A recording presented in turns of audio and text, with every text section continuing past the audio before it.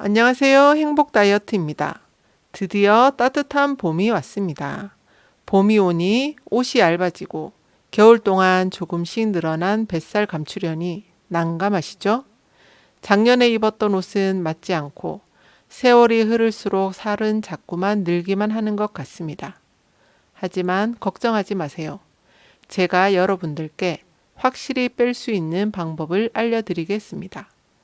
오늘 제가 알려드릴 내용은 평생 살찌지 않는 기적의 식사법을 읽고 쉽게 실천할 수 있는 방법과 제가 실천해 본 경험을 바탕으로 말씀드리겠습니다. 딱 2주일만 해보세요. 2주일 동안의 변화만으로도 내 몸이 달라지는 것을 느낄 수 있습니다. 날씬한 몸으로 살아가려면 식단부터 바꿔야 합니다. 하지만 하루아침에 식단을 바꾸는 것은 쉽지 않습니다. 그래서 하나하나 바꿔나가야 합니다.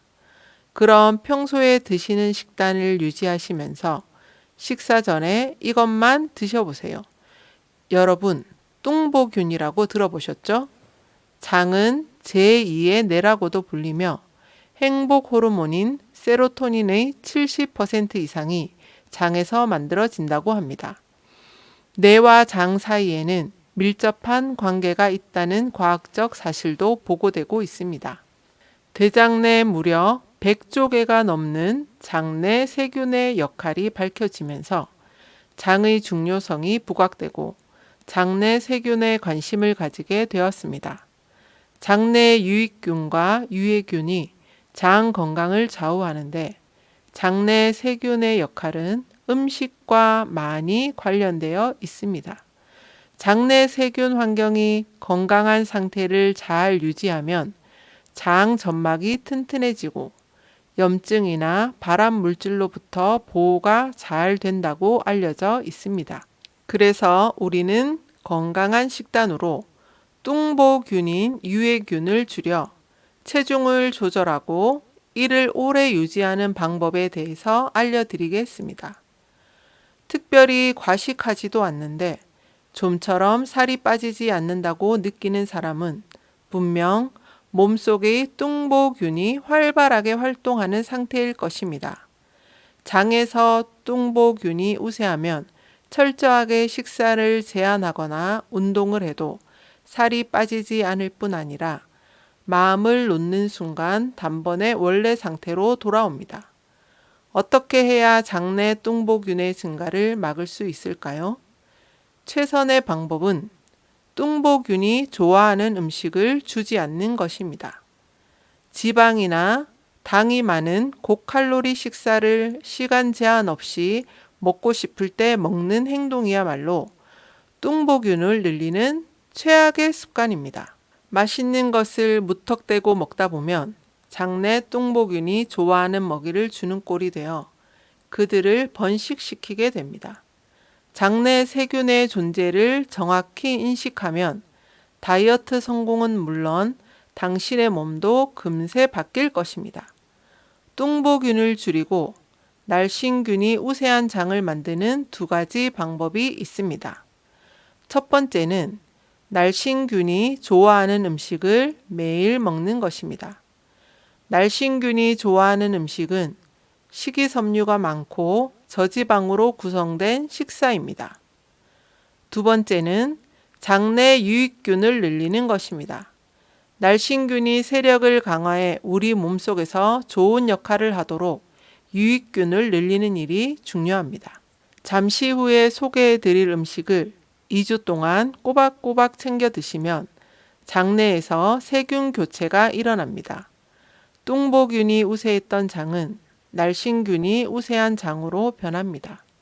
한 달이 지나면 날씬균이 우세한 장으로 정착합니다. 2달이 지나면 많이 먹어도 쉽게 살이 찌지 않는 몸으로 변할 것입니다. 책에서 소개해 주신 10가지 방법 중 2가지를 소개해 드리겠습니다. 더 궁금하신 분들은 책을 구매하셔서 꼭 읽어보시기를 추천드립니다. 첫 번째는 양배추를 드실 것을 권해드립니다. 양배추는 다이어트에 꼭 필요한 재료입니다.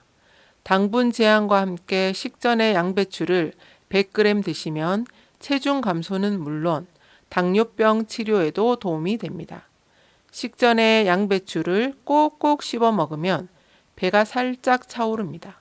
그 상태에서 밥을 먹기 시작하면 편안한 마음으로 식사를 즐길 수 있습니다. 양배추는 제대로 씹지 않으면 삼키기 어려운 채소입니다. 씹을수록 포만 중추가 자극받아 밥을 많이 먹지 않아도 식사에 만족감을 느끼게 됩니다. 식전 양배추를 먹으며 2주를 보내면 반드시 뇌와 몸의 변화가 일어날 것입니다. 이는 살찌지 않는 체질로 변하는 첫 단계가 될 것입니다. 저는 양배추와 당근을 같이 먹습니다.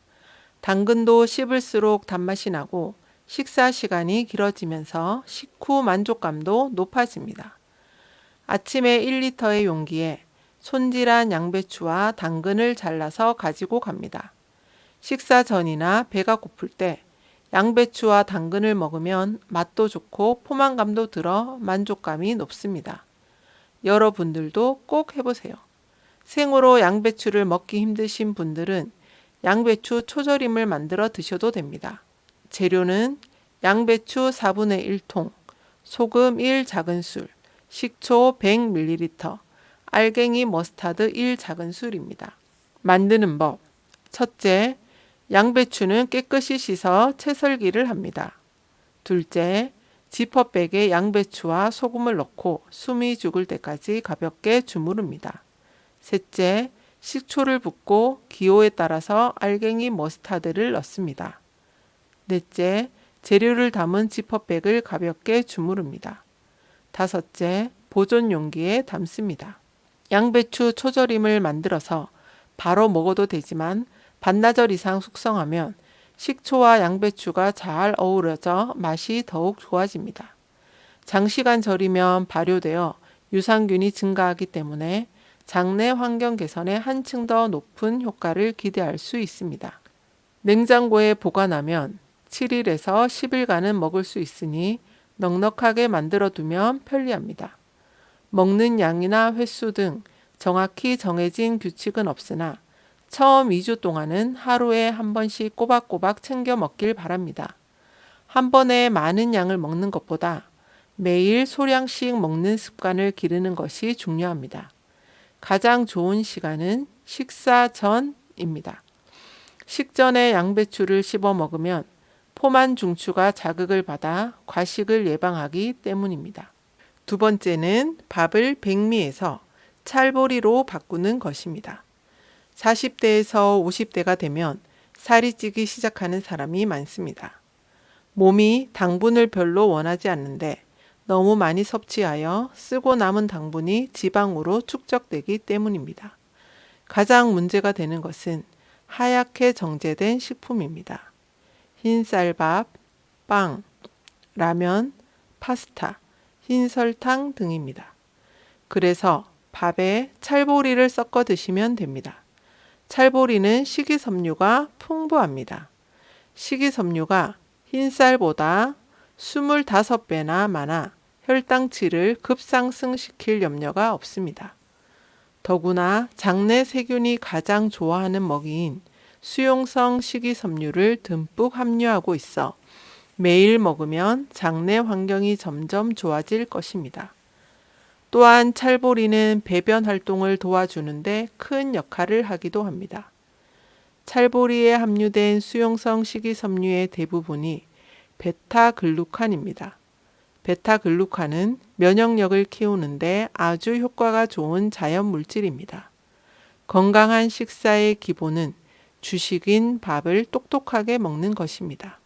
그럼 찰보리로 밥 짓는 방법을 알아볼까요? 재료는 흰쌀 1컵, 찰보리 1컵입니다. 만드는 법. 첫째, 흰쌀과 찰보리를 1대1 비율로 섞습니다. 둘째, 물에 두세 번 씻고 30분 정도 물에 불립니다. 셋째, 평소 밥 짓기와 같은 방법으로 하시면 됩니다. 찰보리의 구수한 맛에 밥맛이 더욱 좋습니다. 다이어트의 가장 중요한 점은 혈당치의 급상승을 억제하고 몸에 필요한 영양소를 충분히 섭취함과 동시에 식품 첨가물이나 인공 감미료를 먹지 않는 일입니다. 2주일간만 도전해 보세요. 가공식품 드시지 마시고 식사 전에 양배추 드시고 찰보리밥에 채식으로 2주만 경험해 보세요. 내 몸에 날씬균이 만들어지면 조금씩 변화가 생길 것입니다. 제2의 뇌인 장 속에 뚱보균을 줄이고 날씬균을 늘려서 점점 날씬해지는 몸으로 바뀌어 갑시다. 2주간만 도전해 보세요. 식사 전 양배추 100g 먹기, 밥은 찰보리밥 먹기 꼭 성공하셔서 이번 봄에는 좀 더 가벼운 몸으로 살아갔으면 좋겠습니다. 지금까지 들어주셔서 감사합니다. 행복한 하루 되세요.